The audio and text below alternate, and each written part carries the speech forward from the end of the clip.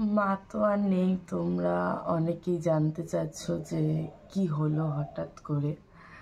তো প্রত্যেককে বলছি, আর কন্টিনিউ ফোন ঢুকছে, বাড়িতে লোক আসছে। তো ভিডিওটা করছি, যারা আমার এই অনলাইন বন্ধুরা আছো সবাই মেসেজ করছো, আমার মেসেঞ্জার ভরে গেছে। সব তো আর ফেসবুকে দিই না, যে দেখো ফেসবুকে তোমাদের সাথে ভালো মুহূর্তটাই শেয়ার করি, খারাপ মুহূর্তটা সবসময় শেয়ার করা হয় না বা করি না। এই আজকে আমি এখন মায়ের খাটে বসেই ভিডিওটা করছি। রাত্রেবেলা সাহস হয়নি মার ঘরে ঢোকার, সাহস পাইনি। সকালবেলা জানলা খুলতে আসলাম, এই ঠিক মা আমার এই জায়গাটা শুতো। লাস্ট 7টা মাস পুরো নিজের হাতে রেখেছি, স্নান করানো, খাওয়ানো, তার দাঁত মেজিয়ে দেওয়া, গা মুছে দেওয়া, সমস্ত কিছু নিজের হাতে করেছি। আমি এই পাশটাতে বসে কাজ করতাম, কখনো আমার ঘরে করতাম, তখন নিয়ে যেতাম।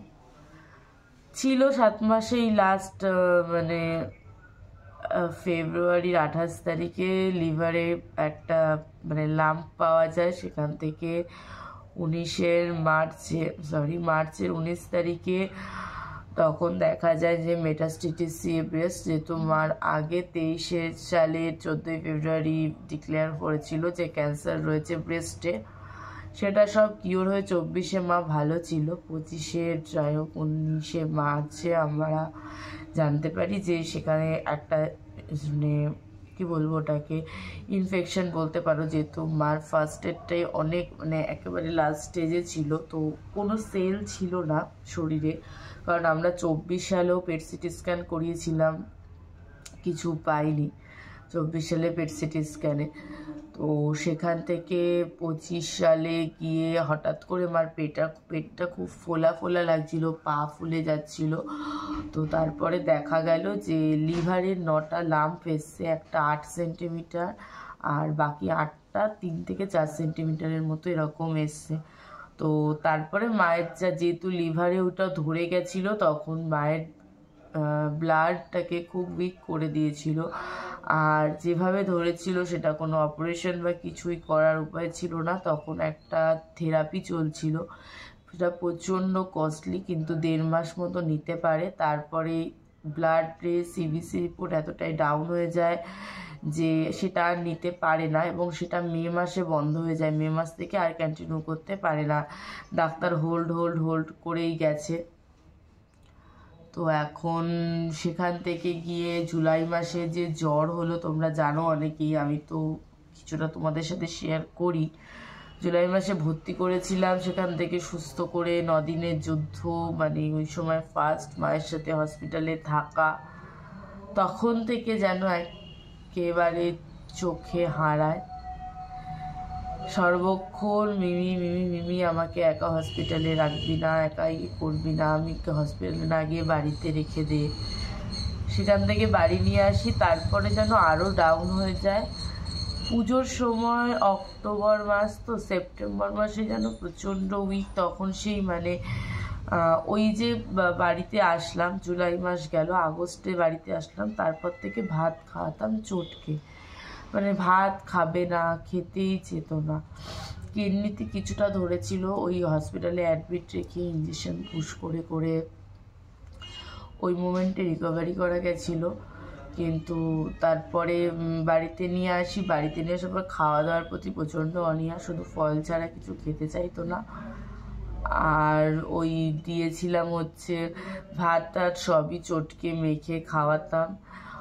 অক্টোবরের 11 তারিখে না সেপ্টেম্বরে যখন যাই, সেপ্টেম্বর মাসে আমাকে ব্লাড দিতে হয়। শরীরে ব্লাড এতটাই কম ছিল, তার মধ্যে আরও ডাক্তার দেখিয়েছি। অক্টোবরের 11 তারিখেও ব্লাড দেওয়ার কথা, কিন্তু সে সময় ব্লাড নেয়নি। এবং অক্টোবরের 11 তারিখে যখন আমি হসপিটাল যাই, অক্টোবরের 10 তারিখ থেকে আমার মা যেন কেমন ভেঙে পড়েছিল, মানে একদম সব সময় ভেঙে পড়েছিল। সেখান থেকে 11 তারিখে হসপিটাল যাই, হসপিটাল থেকে ওই দিনকার আরও ইঞ্জেকশন দিয়ে ডাক্তার পাঠানোর পর থেকে আমার মা প্রচণ্ড উইক। তো দুর্গাপুজোর সময় নিয়ে বেরিয়েছিলাম, তোমরা হয়তো অনেকে দেখেছো, অনেকে এটাও ভাবছো যে কি হলো, পুজোতে তো বেরিয়েছে। মা বেরোতে চায়নি, কিন্তু ওই যে শুধু ভাবতাম যে একটু সাজিয়ে গুছিয়ে একটু নিয়ে যাই না, বাইরে বেরোলে মনটা তো ভালো হবে। শরীর দিত না, বুড়িমাতলায় নিয়ে গেছিলাম, যেখানে যে যা বলেছে, এখানে এই ঠাকুর জাগ্রত, ওখানে ওই ঠাকুর জাগ্রত, সব জায়গায় গেছি, সব জায়গায়, কোনো জায়গা বাদ দিইনি আমি। তারপরে ওখান থেকে দুর্গাপুজো গেল, দুর্গাপুজো যাওয়ার পরে কালী পুজোটাও গেল। মা সলিড মানে লিকুইড খাচ্ছিল, যেটা মানে ভাত চটকে খাওয়াচ্ছিলাম, সেখান থেকে আসলো লিকুইড, যেটা থকথকে লিকুইড, মিক্সিতে পেস্ট করে বানাচ্ছিলাম, সেটা খাচ্ছিল। সেটাও খেতে খেতে সেটা খাওয়াটাও কমে গেল, বমি করে দিত। তারপরে লাস্টে একেবারে জলের মতো লিকুইড খাওয়ানো শুরু করলাম। তো 30শে অক্টোবর জলের মতো লিকুইড খাওয়াইছি, পরে যখন থকথকে লিকুইড খাওয়ালাম, তারপরে 30শে অক্টোবর মাকে নিয়ে যাই। শরীর খুব খারাপ, কিছুই খাচ্ছে না, খেতে চাইছে না। সেখান থেকে মাকে নিয়ে যাই, মাকে নিয়ে ডাক্তার দেখায়, সেখানে অক্সিজেন দিতে হয়, স্যালাইন ফ্যালাইন দিয়ে, ওরা বিভিন্ন ওষুধপত্র দিয়ে মাকে 30শে অক্টোবর ছেড়ে দেয়। ডাক্তার বলে 1 সপ্তাহ পরে নিয়ে এসো। বাড়িতে আসার পরে সেই দিন থেকে মা তো খাওয়া দাওয়া করতেই চাইছে না। তারপর থেকে একদম পাতলা জলের মতো লিকুইড, সলিডের মধ্যে কিছু দিলেই বমি করছিল, আর লিকুইড কিছু খাওয়ালেও তার পটি, এত পটি করছিল, মানে যদি আমার পেটে তার কিছু থাকা মানে পটি করছিল, মানে বিছনাতে পটি হয়ে গেছে, বিছনা ঘর থেকে ওয়াশরুম যেতে যেতে পটি হয়ে গেছে, ঘরে বাথরুম, বমি, সমস্ত কিছু। তাও ট্যাকেল করেছি যে না, ঠিক হয়ে যাবে, ঠিক হয়ে যাবে। লাস্টে 6 তারিখে নিয়ে গেলাম ডাক্তার দেখাতে, দিয়ে ভর্তি করব। তখন ডাক্তার তো অ্যাডমিট নিয়ে নিল। তখন হচ্ছিল প্রচণ্ড লুজ মোশন, মানে খাবার খেলেই পটি করছিল, খাবার না খেলে পটি হচ্ছে না, এরকম ব্যাপার ছিল। সেটা নিয়ে ভর্তি করলাম। তখন ব্লাড টেস্ট করে দেখি, ব্লাড টেস্ট নেমে গেছে 31-এ। যেহেতু সলিড কিছু খাবার খাচ্ছিল না, তাই কোনো কিছুই আর কি সুগার বাড়েনি। সেখান থেকে আমি ওই বৃহস্পতিবার দিন অ্যাডমিট করি। বৃহস্পতি থেকে আমি আজকে মঙ্গলবার পর্যন্ত টানা হসপিটালে মাকে ছেড়েই রয়েছি, মানে সর্বক্ষণ আমাকে পাশে, আমিকে শুধু বলতো আমার পাশে থাকবি। সেখান থেকে আমার মা তো সম্পূর্ণ ট্রিটমেন্ট আলিপুর কমান্ড হসপিটালে হয়েছে, যেহেতু আমার বাবা আর্মিতে ছিল। আর আজকে আমার বাবা আর্মিতে ছিল বলে হয়তো আমি এটুকু পেরে উঠেছি, একা হাতে সামলাতে পেরেছি। সেখানে ওই ডাক্তারের সাথে কথা বলে পারমিশন নিয়ে ওখানে স্টে করি, এবং মায়ের সাথে, মায়ের পাশে চেয়ারে বসে রাত কাটিয়েছি। সর্বক্ষণ মার সাথে ছিলাম, যাতে খাওয়ানো, ওষুধ খাওয়ানো, এটাই। হঠাৎ করে শনিবার দিন রাত্রেবেলা ঘুমাচ্ছে, ওষুধ খাইয়ে দিয়েছি, 8:30টার মধ্যে ওষুধপত্র খাওয়ানো হয়ে গেছে, ঘুমাচ্ছে। 11:30টার সময় মা দেখি প্রচণ্ড ছটপট করছে, বলে ব্যথা ব্যথা ব্যথা। আর বৃহস্পতিবার হসপিটালে নিয়ে গেছিলাম, বুধবার দিন মা ঘরে পড়ে গেছিলো, সুগার ফল ছিল। আমি ধরে বাথরুমে নিয়ে যাচ্ছি, কিন্তু কোনো কারণে পড়ে গেছে, মাথাটা নিচে লাগেনি, আমি টেনে তুলেছিলাম, এই পর্যন্ত পড়ে গেছিলো, এবং সেখানে আমাকেও নিয়ে পড়ে গেছে। আমি যে তাকে প্রেশার রাখবো সেটা পারিনি। এখন পরের দিনের টেস্টের পরে ভাবলাম যে সুগার ফল্ট করেছিল, কোনো চক্কর টক্কর খেয়ে পড়লো নাকি, যাই হোক কিছু লাগেনি, নিয়ে গেছিলাম। তো শনিবার দিন রাত্রি 11:30 পর থেকে সারাদিন শুধু ব্যথা ব্যথা ব্যথাই করে গেছে। আর এখন হচ্ছে যে সেই যে রাতে ব্যথার মলম দিয়েছি, এখানে হাত বোলাচ্ছি, ওখানে মালিশ করছি, কিচ্ছু হয়নি। 3টের সময় নার্সকে বলাতে নার্স একটা পিসিএম দিয়েছিল ট্যাবলেট, পিসিএম খেলো, পিসিএম খেয়ে 4:30 পর্যন্ত ঘুমালো। 4:30 ঘুমানোর পরে আমি উঠে বাথরুমে নিয়ে গেছিলাম, আমার সাথে কাঁধে ভর দিয়ে হেঁটে বাথরুমে গেছে। বাথরুমে ইউরিন পাস করার সময় দেখলাম যে ইউরিনটা হলুদ। আর তার মধ্যে বৃহস্পতিবার ভর্তি হয়েছে, শুক্রবার দিন ডাক্তার ক্যাথেটার লাগিয়েছে। ওই যে ক্যাথেটার লাগিয়েছে, মার তখন মানে যে সে যে কী যন্ত্রণায় ছটপট করেছে, শুধু বলছে আমার পটি হবে, পটি হবে, কিছুতেই তাকে বিছনায় রাখতে পারছি না, তার জ্বালা করছে ইউরিন সেকশনে। ওখানে গেল, তারপরে ক্যাথেটার লিক করছে, সেখান থেকে তাকে ডাইপার দেওয়া হলো, ডাইপার দিলাম। এইসব করে শনিবার দিন মাকে ব্লাড দেওয়া হয়েছে। শনিবার দিন ইউএসজি করিয়েছি, ইসিজি করিয়েছি, এক্সরে করিয়েছি, যেহেতু পড়ে গেছিলো সেগুলো মানে অনেক কষ্টে, তাকে তো মুভমেন্ট করানো যাচ্ছিল না, সেখান থেকে করিয়েছি, করিয়ে ব্লাড দিলাম। ওই দিনকার রাতে ব্লাড নিল, দিয়ে ওষুধকে ঘুমালো। 11:30টার পর থেকে শনিবার একেবারে ছটপট করছে, মানে কোনোভাবে তাকে রাখতে পারছি না। আমার এত ঘুম পাচ্ছে, কোমর যন্ত্রণা করছে, রাগও হচ্ছিল, কিন্তু কিছু বলতে পারছি না। লাস্টে ওইটুকু ঘুমালো। পরের দিন সকালবেলা উঠে মাকে বাথরুম করিয়ে এনে আমি বলছি, মা বাথরুমটা এত হলুদ হচ্ছে, জলটা খাও, শরীরে জল কমের জন্য এরকম হচ্ছে, একটু জল খাও। তোমাকে তো ক্যাথেটার লাগিয়ে দিয়ে না, তখন ক্যাথেটারটা খুলে দিয়েছিল, কিন্তু তুমি তো হেঁটে আসতে পারছো, তুমি জলটা খাও। আমি বলে মাকে ঘরে এনে জল খাইয়েছি। জলটা খাওয়ানোর সাথে সাথেই মা জলটাকে বমি করে তুলে দিল। আমি বললাম ঠিক আছে, তুমি তাহলে শো, আমি স্নান করে আসি। মায়ের জামা কাপড় চেঞ্জ করে দিই, জামা কাপড় নিয়ে আমি স্নান করে জামা কাপড় কেচে আবার ওয়ার্ডে এসেছিলাম ক্লিপ নেব বলে। আর আগের দিনে দুটো মায়ের জামা ভেজা ছিল, সেটা রাখা ছিল। তখন মাকে বলছি, মা বলছে আমি উঠবো। আনলাম উঠবে, ঠিক আছে। তো বসিয়েছিলাম চেয়ারে বসার পরে আমি বললাম তুমি বসো, আমি জামা কাপড়টা মেলে আসি। তারপরে গেছি, এসে মাকে দাঁত মাজাবো, বললাম তুমি দাঁতটা মাজো। ব্রাশটা দিয়েছে, বললাম তুমি মুখটা ঘষতে থাকো। দাঁতটা মাজতে ঠিক মতো পারে না, তবু বলি যে তুমি ঘষতে থাকো, আমি ইয়ে করে দিচ্ছি, আমি জল নিয়ে আসছি। মা তো বেডেই দাঁত মাজতো, তো জল নিয়ে আসি। ওই রকম করতে করতে তখন আবার বমি করে দিল। এবার তারপরে সকালে ওষুধ খাওয়াবো, জল খাওয়াবো, ওই সময় 6বার বমি করে। অলরেডি নার্স ইঞ্জেকশন দিয়ে গেছে, ওষুধ দিয়ে গেছে। তারপরে আমাদের হ্যান্ড ওভার হয়েছিল 8টায় হ্যান্ড ওভার হওয়ার পর আর মা তখনও যন্ত্রণা ছটফট করছিল। তারপরে নার্সকে বলি, নার্স ওখানে ইঞ্জেকশন দেয়, ইঞ্জেকশন দিয়ে একটু ঘুমাচ্ছিল। ঘুমানোর পরে ওই দিনকারা শনিবারে গল্প গেল, তো ঘুমানোর পরে রোববার দিনকারা মা পুরো রোববার দিন নার্স এসে ইঞ্জেকশন দেওয়াতে একটু ঠান্ডা হয়েছিল। এবার কি যেহেতু বমি করছে, কিছুই খাওয়াতে পারছে না, তখন ডাক্তারে বলেছিল ওই টেট্রা অয়েলটা খাওয়াতে। তো ওই নার্স যে টেট্রা অয়েলটা খাওয়াতে বলেছিল, ওই টেট্রা অয়েলটা কিনে দিয়েছিলাম, তো ওটা খাওয়াচ্ছিলাম, ওটাও বমি করে দিয়েছে। লাস্টে ভয় টাইমে করছে, কিছুই খাওয়াইনি। মা বলছে আর কিচ্ছু খাবো না, জলটাও খেতে চাইছিল না বমির ভয়তে। তো ম্যাডাম ইঞ্জেকশন দেওয়ার পরে ইঞ্জেকশনটা শরীরে যখন একটু গেল, মা যেন একটু থিতালো ব্যথাটার জন্য। তারপরে বমির ইঞ্জেকশন দিয়েছে। এবার ঠিক ইঞ্জেকশনটা না আমাদের আর 10 ml মতো বাকি ছিল, তখন মা বলছে বাথরুমে যাব। তা আমি নার্সকে বলে চ্যানেলটা খুলে দিয়েছি, খুলে বাথরুমে হেঁটেই গেছে আমার সাথে। বাথরুমে নিয়ে গেছি। বাথরুমে নিয়ে গিয়ে তারপরে নিয়ে গেলাম, নিয়ে এসে মাকে বলছি কি, এবার নিয়ে গিয়েছি হেঁটে। আসার সময় শরীর এত ছেড়ে দিয়েছে, ওখান থেকে হুইল চেয়ারে করে আনলাম। আমি বললাম তাহলে একটা কাজ করো, হুইল চেয়ারে বসি, বাকি 10 ml যে ওষুধটা আছে, ওষুধটা স্যালাইনটার মাধ্যমে নিয়ে নাও, নিয়ে চলো একটু বাইরে রোদে নিয়ে যাই। আমি বাইরে যাব না, কথা পরিষ্কার বলছিল না, এরকমভাবে বলছিল।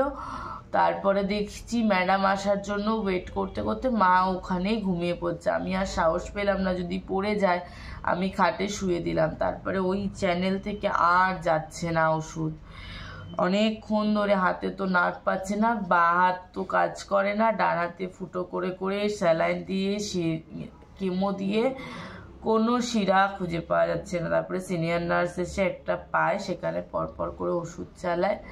আমাকে ডাক্তার এসে বলে আমি ফ্লুরাইড দিচ্ছি, বাথরুমে নেবে না, ওনার তো ক্যাথেটার লাগালে যন্ত্রণা হচ্ছে, তুমি বেড প্যানে চেষ্টা করো। 2বার বেড প্যানে করিয়েছি, ফ্লুরাইড চালিয়েছে, 1বার করিয়েছি। তারপরে বার বলছে, আমি বলেছি যে বাথরুম চাপলে বলবে, আমি বেড প্যান দিয়ে দেবো, আমার পটি হলেও বলবে, তোমার বাথরুমে যেতে হবে না। তারপরে একবার হঠাৎ করে বলছে আমার না বাথরুম হয়ে যাচ্ছে, মানে ফ্লুরাইড চলছে তো বাথরুমতে যে হয়ে যাচ্ছে। তারপরে 2-3বার চেষ্টা করেছি যে 8 ঘন্টা অন্তর অন্তর বেড প্যান দেবো, কিন্তু ওই ফ্লুরাইডে যখনই বাথরুমটা তৈরি হচ্ছে ইউরিনটা, তখনই ওটাকে আর ধরছিল না, বের করে দিচ্ছিল। তো ম্যাডাম বললো আমাকে এটা দেখতে হবে, আমি যতটা ফ্লুরাইড দিচ্ছি ততটা ইউরিন বেরোচ্ছে কিনা। তো তারপরে বেড প্যানে তো ওইবার হলো না, পরের বার হলো না। তারপরের বার আমি বেড প্যান দেবো, বাবা তখন গেছিল। আমি মানে মাকে তো তোলা যাচ্ছিল না, এপাশ থেকে ওপাশ ঠেলে দিয়ে আধা করছি, ওপাশ থেকে এপাশ ঠেলে দিয়ে আধা করছি, এইভাবেই বেডশিট পাল্টানো সব কিছুই করেছি। তো ওই সময় না আমি আর পাচ্ছি না, আমি বাবাকে বলছি আমি আর পারবো না, কারণ সমস্তটা করেছি, বডি পুরো ছেড়ে দিয়েছিল। ডাইপার পরাবো না করে, ভারী মানুষ, ডাইপার পরাবো না, ডাইপার পরালে যদি ঘা হয় এ হয় করে ঘরের মধ্যে এত নোংরা করেছে, তাও ডাইপার পরাইনি, নিজেই সব করেছি। কোথা থেকে ঘৃণা চলে গেছে জানি না। খেতে বসেছি, মুখে খাবার, মা পটিতে গেছে, মাকে নিয়ে, মা ডাকছে উঠবো, এইভাবে চলেছে। ম্যাডাম বলল যে মায়ের শরীরে ক্যালসিয়াম আর ইউরিক অ্যাসিড বেশি হয়ে গেছিলো, যার কারণে এটা বেশি হওয়ার লক্ষণটাই এটা, ক্যান্সারের সেলগুলো ভাঙছে আর এবং ভেঙে ভেঙে শরীরের মধ্যে ব্লাড ক্লট করছে। তো এইভাবে ফ্লুরাইড দিয়ে ডাইপার পরিয়ে রাখলো। রাত্রেবেলা ম্যাডাম ভিজিটে এসে আমাকে বললো যে আমি ক্যাথেটার পরিয়ে দিচ্ছি, কারণ আমি তো ইউরিন পাস এভাবে বোঝা যাবে না। তো ক্যাথেটার পরিয়ে দিল আমাকে। সাথে রাত্রেবেলাও কথা হলো ডাক্তারের, যে বললো দেখ ডাক্তারটা খুবই ভালো, একটা বাঙালি ডাক্তার, মেয়ে ডাক্তার ছিল। আমাকে বলছে দেখ এখন যা কন্ডিশন, আমিও জানি তুইও জানিস, শরীরের মধ্যে পুরো ছড়িয়ে গেছে, ব্লাইন্ডলি কোথাও এখন ট্যাপ করা সম্ভব না। রোববার দিনের কথা, সোমবার আমার পেট সিটি স্ক্যান ছিল, যেটা আমি অক্টোবর 10 তারিখ থেকে চেষ্টা করছি, সেই ডেটটা পেয়েছি আমি সোমবার দিন, মানে এই নভেম্বরে 10 তারিখে আমি ডেটটা পেয়েছিলাম। বলছে পেট সিটিটা হোক, আমি তারপর পেটে যদি জলটা খুব বেশি থাকে আমি বের করে দেবো। এখন ব্লাইন্ডলি কিছু করা ঠিক হবে না, কোন অর্গান ভালো আছে কোন অর্গান খারাপ আছে ওটা আগে দেখাটা দরকার। আর মেন্টালি প্রিপারেশান রাখবি, আমি রিকভারি হওয়ার কোনো জায়গা নেই, স্টেবল করার চেষ্টা আমরা করছি। তো আমি তখনও ম্যাডামকে বললাম ম্যাডাম মাকে ধুম করে কিন্তু ছেড়ে দেবেন না, আমার এখানে আমি স্যালাইনটুকু পর্যন্ত পাই না, আর আমার কোনো ডাক্তার নেই আমার এখান থেকে ওই জায়গা ছাড়া ক্ষতি নেই। তো ম্যাডাম বললো ঠিক আছে কোনো অসুবিধা নেই। দিয়ে ওই দিন রাতেবেলা মাকে খাইয়ে দাইয়ে 9টায় ক্যাথেটার লাগিয়েছে। ম্যাডাম তখনও রুমেই ছিল, মানে মাঝে ওয়ার্ডে ছিল, ওয়ার্ডেই ছিল, বাকি পেশেন্ট দেখছিল করছিল। তারপরে সেই ঘুমাচ্ছে আর না, কিছুতেই ঘুমাচ্ছে না। তখন আমি ম্যাডামকে বলছি ম্যাডাম দেখুন এরকম যন্ত্রণায় ছটফট করছে। ম্যাডাম এসে আবার একটা ইঞ্জেকশন দিল ব্যথার কিছু। ম্যাডাম বলছে ঠিক আছে আমি ইঞ্জেকশন দিয়ে দিচ্ছি, অসুবিধা হবে না। 11:30 পর্যন্ত ম্যাডাম ওদিনকার ছিল লাস্টে মায়ের সাথে, রোববার দিন। এবারে ব্যথা দিয়েছি। এবার মাকে তো আমি রোববার দিন থেকেই, শনিবার রাতে ওরকম ছটফট করছিল, রোববার দিন সকালবেলা থেকে আমি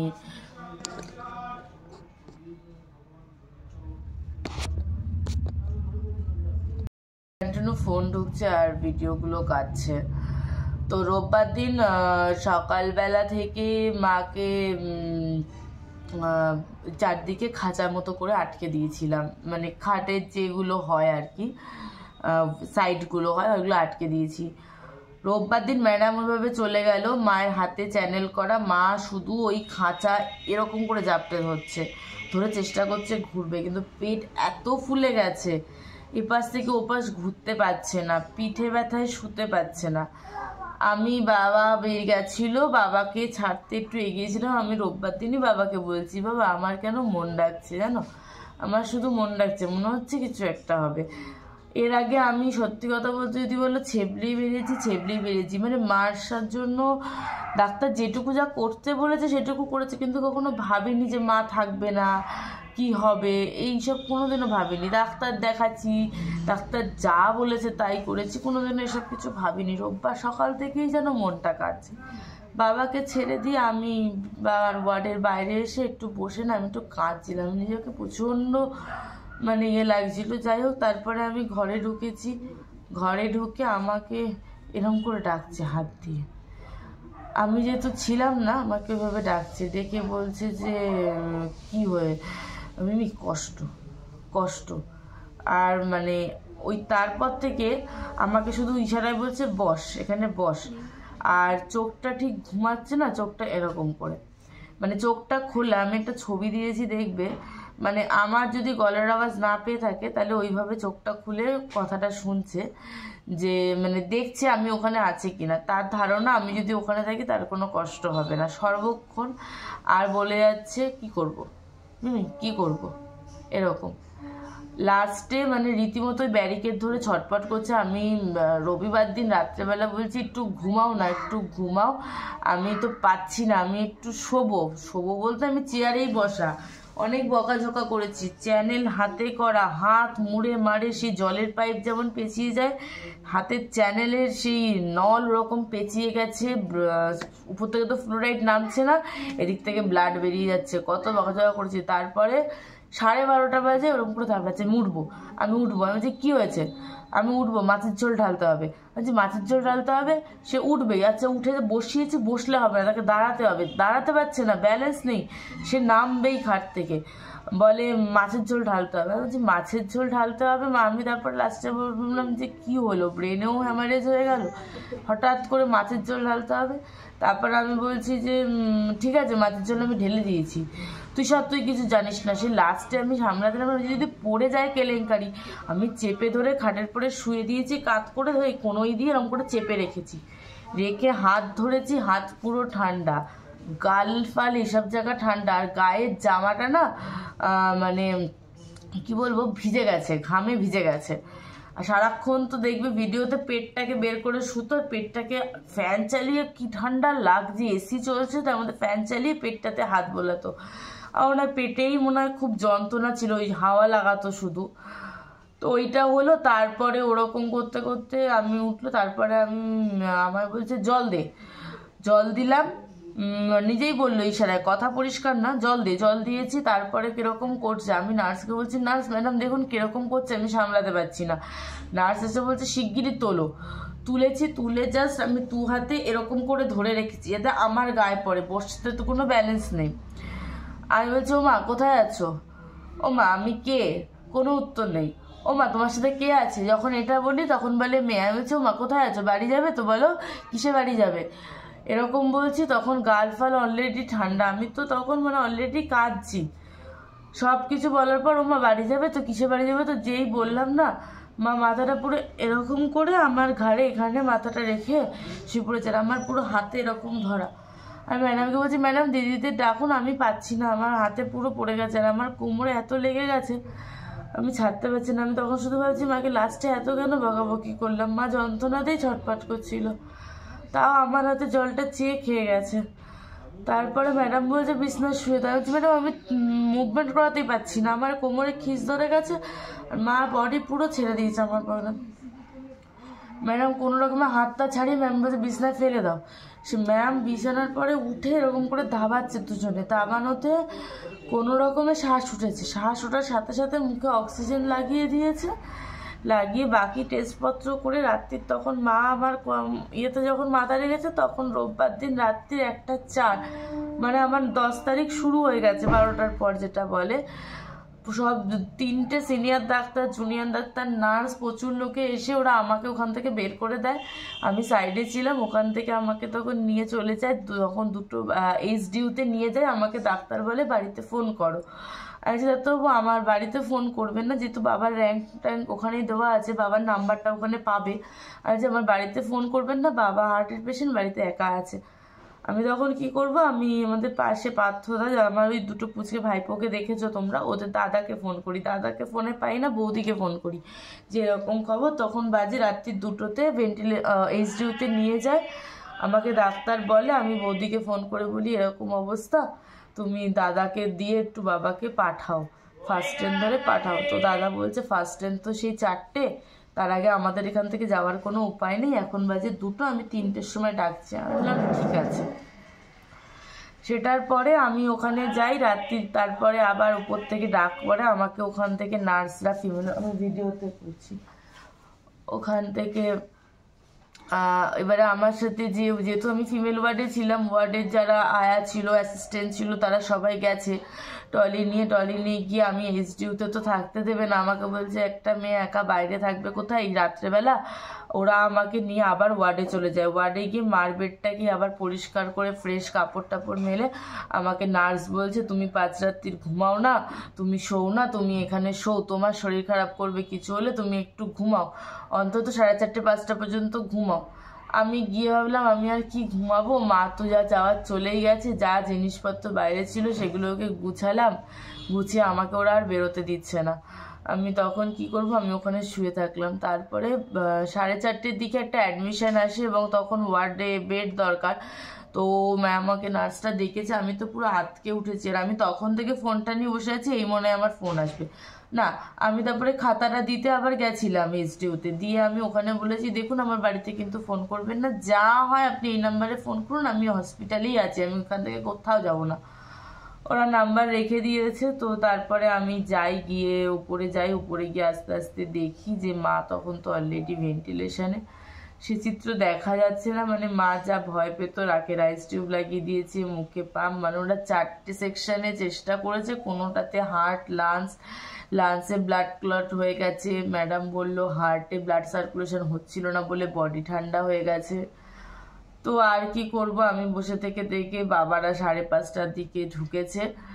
তো তারপরে এই বসে আছি, এই খবর আসে এই খবর আসে, দাদাও গেছিল। তারপরে বাচ্চাটাকে বললাম যে না তুমি বাড়ি চলে যাও, বেকার ছুটি করে লাভ নেই, কি হবে না হবে যদি খবর হয় তখন জানাবো। দিয়ে সারাদিন বসে আছি, কোনো খবর নেই। আমার মা ছিল না, কিন্তু মা কিছু টানে পড়েছিল, কোনো খবর নেই। শুধু ভাবছি যে মাকে রেখে যাব, মা শুধু বলতো যে আমাকে হসপিটালে একা রাখবি না, আমাকে হসপিটালে একা রাখবি না। আমি মাকে বলছি। তারপরে প্রথমবার যখন মা ভর্তি হলো, অনেক ভয় ভয় ভর্তি হয়েছিল। মাকে অপারেশনের পরে খাইয়ে দাইয়ে শুয়ে 9:45টায় হসপিটাল থেকে বেরিয়েছি। বেরিয়ে এসে লাস্ট ট্রেন ধরে যখন শিয়ালদা থেকে জাস্ট ট্রেনটা ছাড়ছে, তখন হসপিটাল থেকে ফোন করছে পেশেন্টের কন্ডিশন ভালো না, এখন পেশেন্টের ওটি করতে হবে, রীতিমতো বন্ড সাইন করে।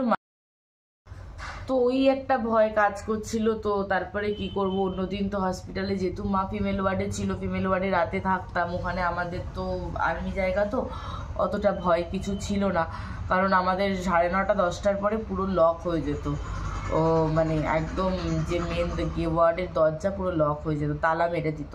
এমার্জেন্সি হলে তবেই অ্যাসিস্ট্যান্ট খুলতো, নাহলে খুলতো না, বাইরের কেউ থাকতো না, কোনো ছেলেরাও আসতো না।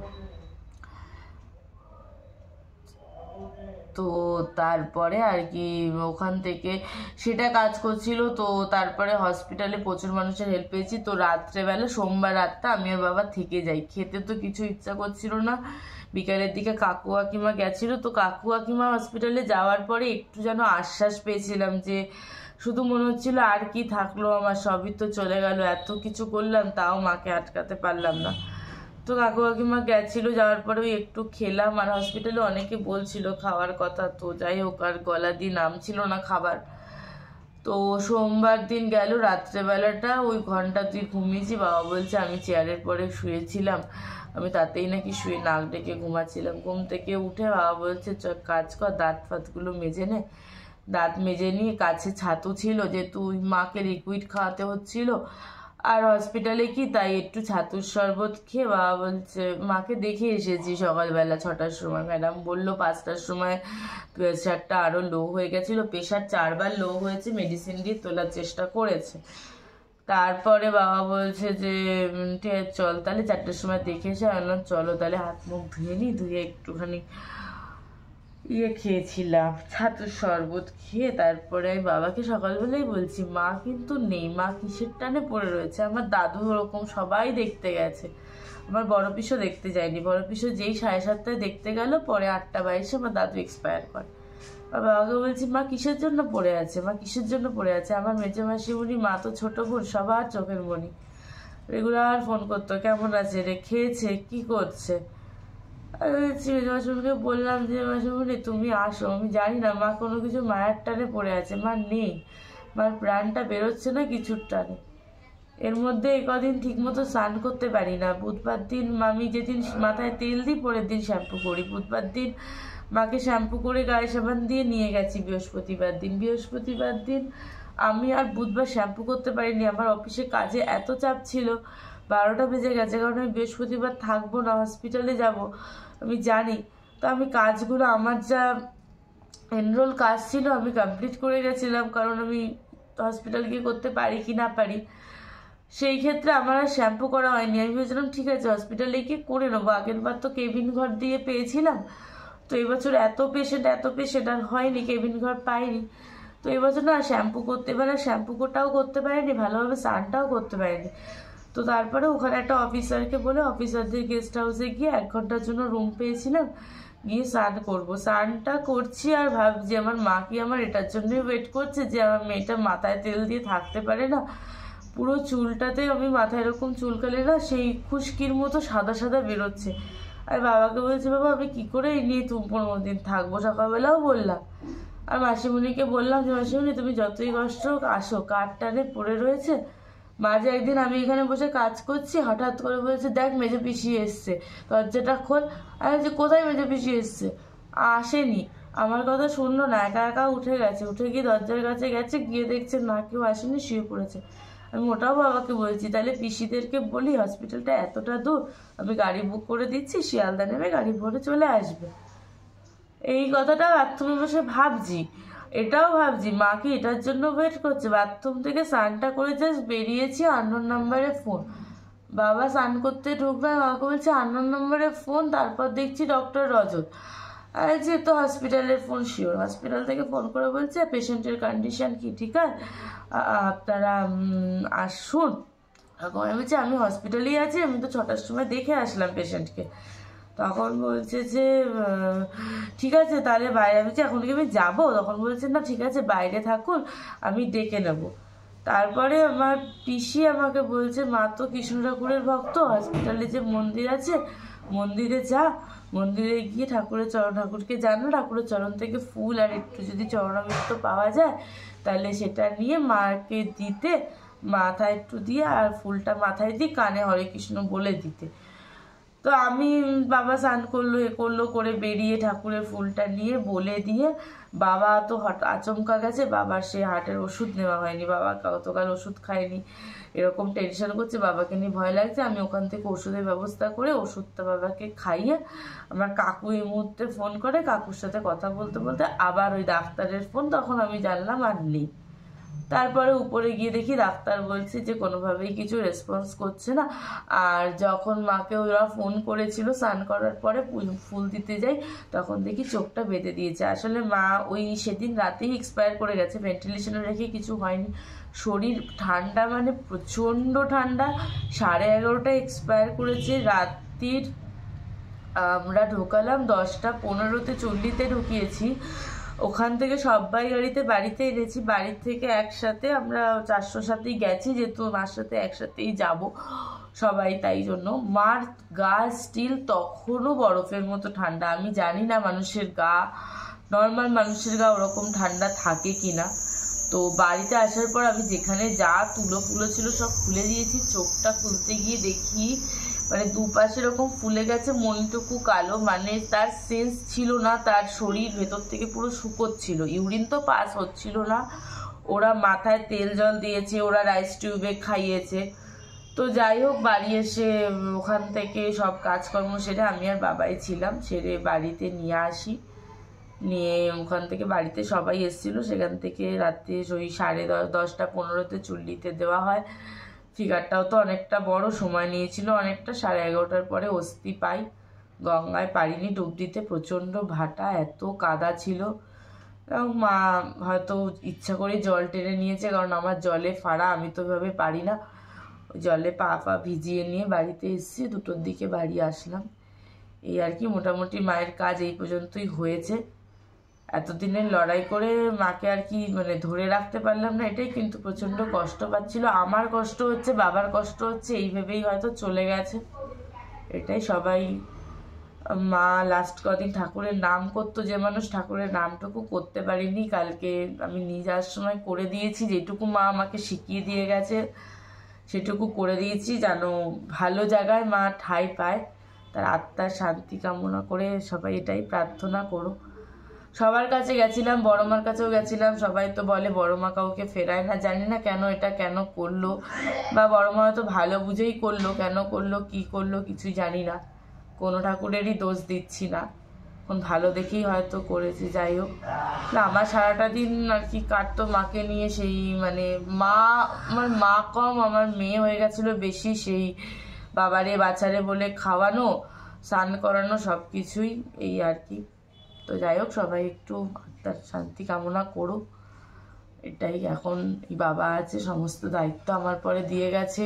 আমি কিছুই করতাম না, সারাদিন খাটে বসে থাকতাম, না শুয়ে থাকতাম, খাওয়ানো দাওয়ানো, সমস্ত কিছুই মানে জলটুকু পর্যন্ত মা দিয়ে দিত। বাথরুমে গেলে বাথরুমে কোন স্নান করে কি জামা কাপড় পরবো সেটাও মা দিত, জামা কাপড়টা রেখেও আমি চলে আসতাম। এটা 23 সালের ঘটনা, 23 সালেও মা করেছে যতদিন না কেমো হয়েছে।